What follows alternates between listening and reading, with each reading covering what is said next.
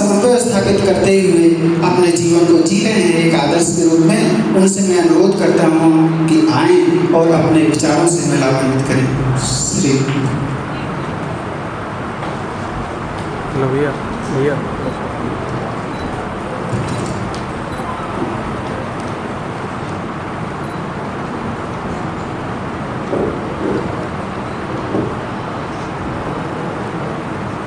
Arvind society के उत्तराखंड और उत्तर प्रदेश के राज्य सम्मेलन में मंचस्थ सभी अतिथियों का,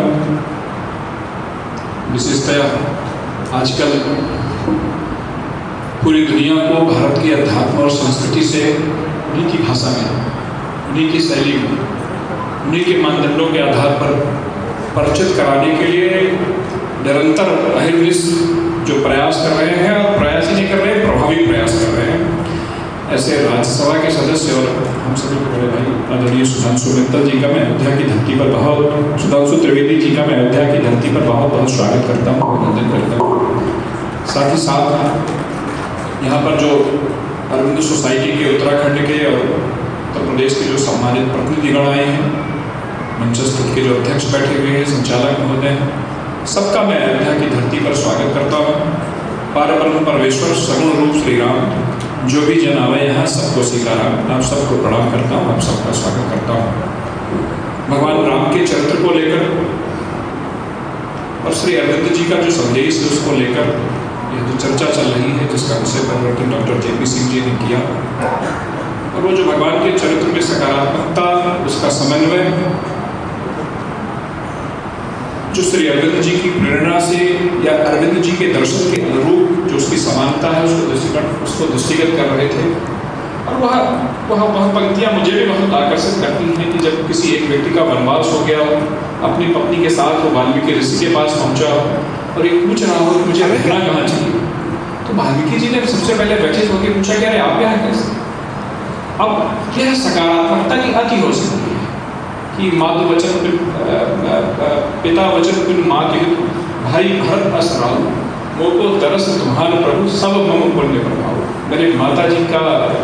जो है यह इच्छा थी और मेरे पिताजी का वचन था, और मेरे भाई भरत को राज्य मिल रहा है, और उसके बाद इन सबसे बड़ी जो ऊपर की बात है वह है कि मेरे किसी पिछले जन्म का यह पुण्य है जो मुझे आपका दर्शन मिल रहा है। तो मतलब एक घोर नकारात्मकता के इस क्षण में, और वह भगवान राम जिनके बारे में कहा जाता है कि प्रसन्नताम न गताभिषेक का न मामले वनवास करता, जिनको अपने राज्याभिषेक की प्रसन्नता का की एक लकीर भी जिनके चेहरे पर कभी नहीं आई। और जैसे ही उनको वनवास हुआ, उन्होंने तय कर लिया कि मुझे वनवास जाना है। जब वहाँ पर गए, वो भवन में गए, तो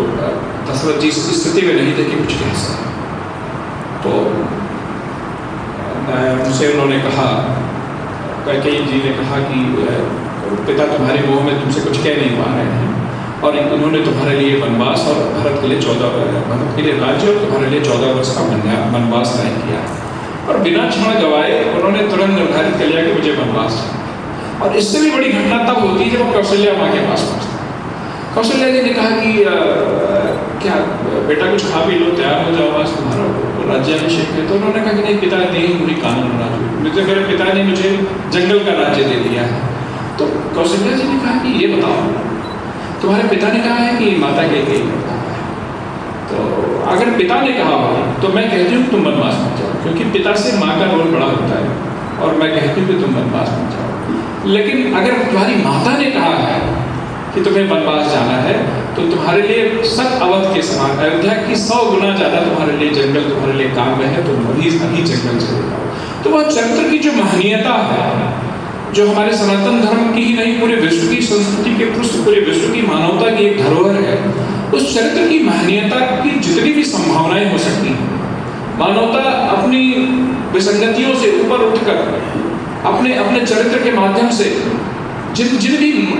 उच्चतर मूल्यों को प्रदर्शित कर सकती है, यदि मानवीय संभावनाओं के अंदर ढूंढा जाएगा, वैसे तो इस धरती पर अन्य भी चरित्र हुए हैं, लेकिन मानवीय संभावनाओं के अंदर ढूंढा जाएगा, तो हर बार वह दृष्टि आकर भगवान राम पर टिकती है। और उन मानवीय संभावनाओं के अंतर्गत रहते हुए व्यक्ति अपनी विसंगतियों के बावजूद किस तरह से अपने को अभिव्यक्त कर सकता है, किस तरह से अपनी मानवीय गरिमा का संचालन कर सकता है। यदि कहीं देखना होगा तो वह भगवान राम में देखना होगा। और मेरा सौभाग्य है कि हम लोग और हम सभी का सौभाग्य है कि हम इतिहास के उस कालखंड में हैं जब राम मंदिर अयोध्या में बन चुका है। राम मंदिर बनना अयोध्या का एक चरण था,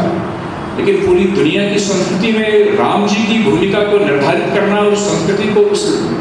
अनुरूप संचालित करना,